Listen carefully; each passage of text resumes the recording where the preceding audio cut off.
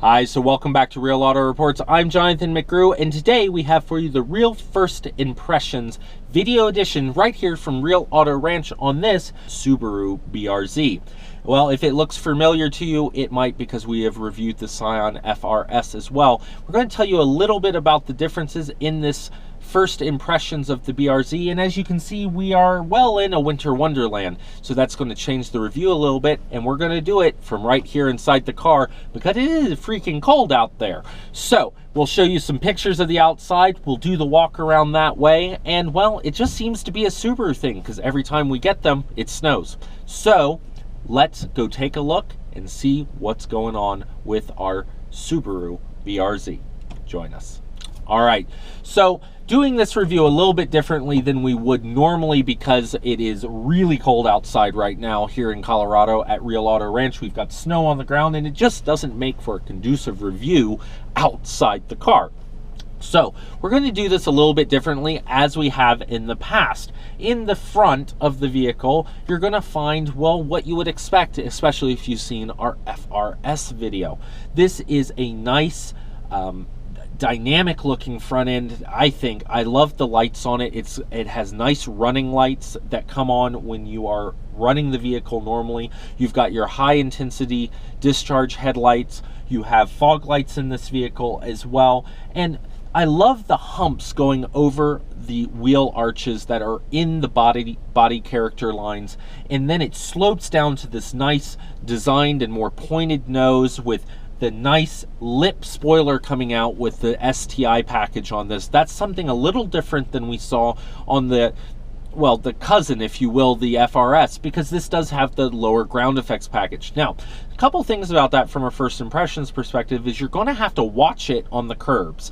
This package is really low and you will scrape it and catch it on curbs and dips, so you want to be diligent about being careful when you pull in, not to pull in too far if you're worried about keeping that pristine and nice. It's a great looking package. It is warranted, it is going to get damaged if you are not careful, and it is not warranted for the damage, so you would have to replace that on your own. Now, moving around to the side of the vehicle, again, this is a two-door sports coupe. It's meant to kind of mimic the liftbacks of the 80s, and it is a neat looking vehicle. It's got a nice shape to it. I love the curve of the roof and how it extends into the back trunk lid. You'd almost expect this vehicle to be a three-door hatchback, a two-door with that lift gate in the rear, but it's not. It is a trunk lid with a solid rear pillar setup and folding rear seats. So you don't get quite as much flexibility as you would with a rear hatch, but it has more structural integrity and it will make it better. The way they designed it was to be better out on the road and on the track, and it is definitely one of those kind of vehicles. It is definitely a driver's car, but we'll get to that in the first impressions in the driving. The side is a pretty car. You have to look at the lines and at the sculpting they put into this car. It's not angular, it's curved, but it's got some nice detail in it as you look from front to back. And it tidies up nicely as we move around to the rear.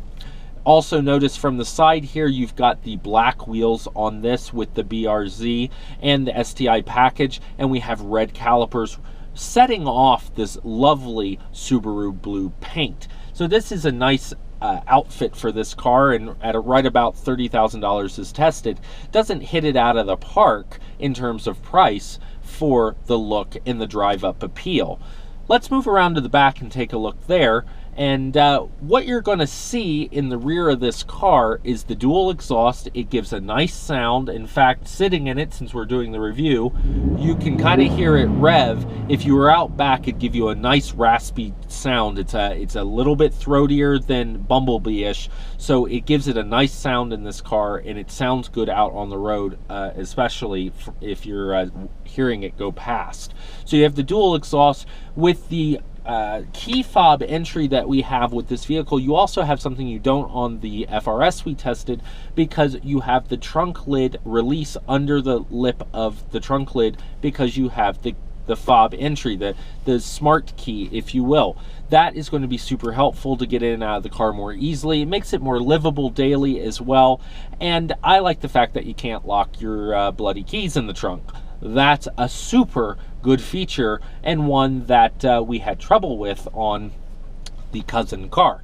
The other thing from the rear here is that when you open the trunk, you're going to find a good amount of trunk space, and you can get a good amount in it. In fact, I would venture to guess you can get 2 mid-sized suitcases in the trunk, and I have put several IKEA bags in the trunk with our Costco groceries in it, so you're going to be able to do that. This is a vehicle that is not meant to be a grocery getter, but if you fold the rear seats down, you can get 4 tires in the back of the vehicle, which is great for those autocross type of applications. In fact, that is one of the things they wanted people to be able to do. So this car will be more flexible than you might expect from a cargo carrying perspective. Now, moving around to the inside where we are now, this is a nice setup. You've got your RPM gauge dead center. It's nice and big. You've got a nice big digital speedometer, and then you have an analog speedometer next to it. You have a trip computer. You control all of that from just to the left of the gauge housing here.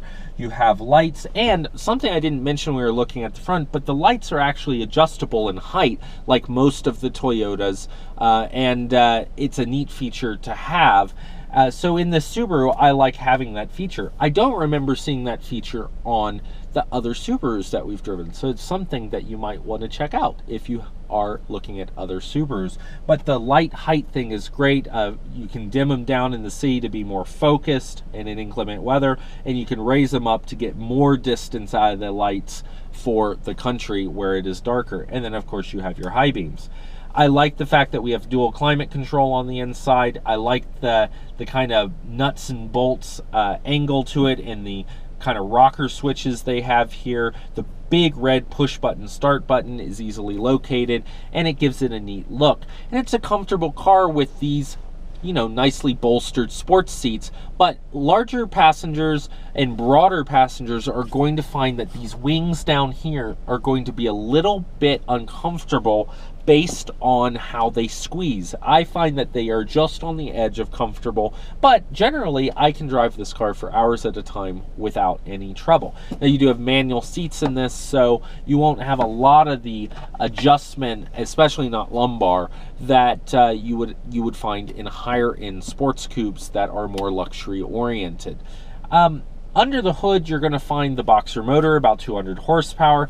This vehicle is very similar to the FR-S, and we'll flash the mileage numbers up here on the screen, but generally you're going to see between 20 and 30 miles per gallon in this car, depending on how you're driving it, of course. And you have good power, a good power band. And it's a nice motor. Boxer, 4-cylinder, good horsepower, rear-wheel drive. But being the Subaru, it is not all-wheel drive, and that is something you kind of have to get used to, especially when you have snow on the ground like we have here. Generally, though, this motor is going to last you a long time. It's co-developed with Toyota, so there is a lot of good technology in this motor, both from the Toyota and Subaru sides of the R&D. It sounds good. It is, you know, that boxer style, which is nice to have, and it is a good sounding motor as well when you're driving, and when you rev it up, it sounds good. And it sounds, honestly, more like a Subaru to me, even when we were testing the FR-S. So those are kind of the high points. The things we need to move to is the real first impression driving experience, which unfortunately is going to be in the snow. So it's not going to be the rip-roaring ride you might expect if we had dry weather. But hey, what can you do? So let's check out how it drives out on the road. All right, so when we hit the road here in Subaru BRZ, what we have is a sports car, rear-wheel drive, and as you might imagine if you've watched our other videos, when we did the FR-S, when it came out, this is a very similar vehicle with slightly different styling on the interior and exterior, just slightly, but still that boxer motor, that 4-cylinder boxer motor that is really going to provide that sporty, fun feeling. Now, if you look out past me, you're going to notice a lot of white. And for some reason, every time we get one of these Subarus, it seems to snow here in Colorado. And today seems to be no different. It also did this when we had the WRX, making it very difficult to do the exterior shots or show you some of the performance angles of this car. But it'll let us give you a real first impression, driving impression on this car. And what I'll tell you is first impressions in the snow is that it has good traction control. It is not a snow car because it's rear wheel drive, but if you had snow tires on it and good decently cleared roads, you'd probably do okay. The steering is absolutely crisp in this vehicle, and the shift is one of the crisper shifts that we found among the other cars. But you can see here that I'm trying to get out on my unpaved country street, and it is not quite so having it. And the traction control's trying. You know, here we go. We're going to get going here. But from a first impressions driving perspective, what you need to know is that it has an excellent clutch feel, it has an excellent shift feel, and it is very controlled in the steering. It's a little bit on the weightier side, but you're going to like it if you're a sports car driver. The other thing that I like about driving this vehicle is that you can turn all of these traction control things off. You can put it in VSC Sport mode, which is your skid sport mode, and it'll give you a little bit more leeway on the skid control. But now I can just ease this car into second because I turned all the traction control off, and I'm actually able to get going a little bit easier by upshifting sooner and doing things like that. Then the traction control really benefits me. But it is a good system, especially for novice drivers. So I really like the way that Toyota's put this together. Well, Toyota and Subaru have put this together. Remember, it's a collaboration, and it's hard not to slip on that because you're not used to Subarus, especially here in Colorado, not being all-wheel drive. And that may be the biggest detractor to this Subaru BRZ. So that's the real first impressions driving experience here in the snow, and we will have more for you in the real video and the wrap-up coming up next, so stay tuned.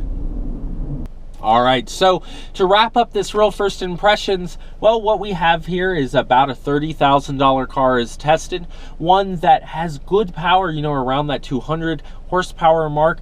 You have good fuel economy, and most of all, you have a tight and crisp sports car. That is what this car is all about. It's not meant for the snow. Sure, throw some snow tires on it, and with the traction control systems, you're going to have an okay time getting around. I'd watch out for those long hills, and stay tuned for our driving in the snow video with the Subaru BRZ. It is a neat car and one that you definitely want to check out if you're in the market for a two-door sports coupe, especially since it is well priced and well optioned.